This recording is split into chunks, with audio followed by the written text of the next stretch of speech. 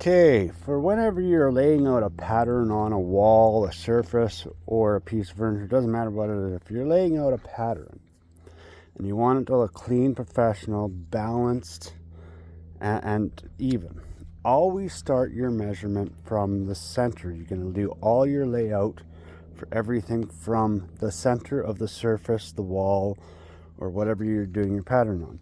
So let's pretend this 4x8 sheet is a wall and I want to do wainscoting on it. I'm going to find my center, which is 4 feet. Okay, now I know how big my panels are going to be. My panels are going to be from inside to inside of the trim 3 feet. So I want to find my center of 3 feet, which is 36 inches. So half, let's split 36 and a half. That's 15, 16, 18 inches. We're going to go with my 18 inches. I'm going to mark it. I'm going to mark it on my 36. So that's my inside of my panel. I know my panels are going to be my trim around my panels for my wainscoting is going to be 3 inches.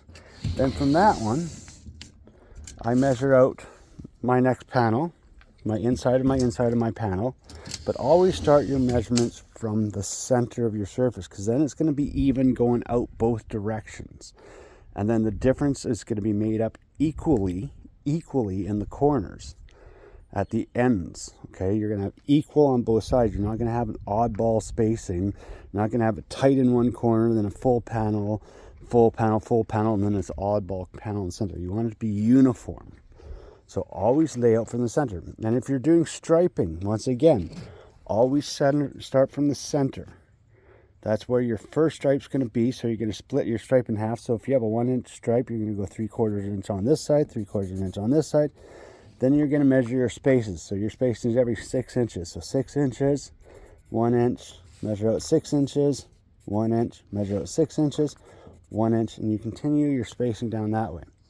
If you're doing any oddball patterns, like say you're doing a triangle pattern or something like that, what you're going to do is you're going to want to find the center on the bottom, the center on the top.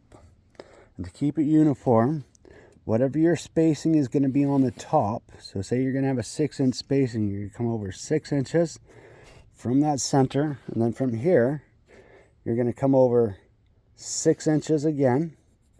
So there's your 6 inches.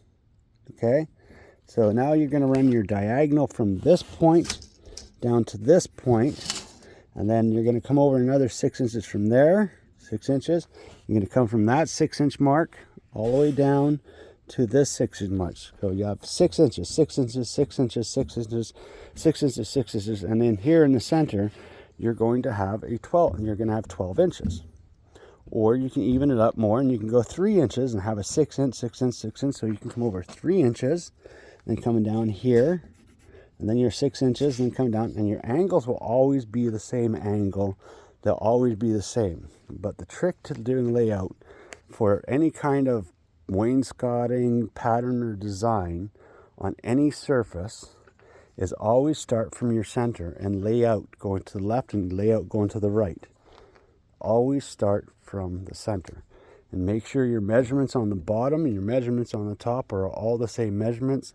Your lines are straight, your lines are good, and you're laughing, and it's going to look uniform, it's going to look clean, it's going to be balanced, and it's going to look professional. Because if you start at one end, you're always going to have an odd measurement on the other end. That's not going to look right. It's going to look ridiculous. But that's the thing, is always start from your center and measure out from left to the left and measure out to the right and keep going on down. Follow the steps and you'll always have a clean, professional look every time.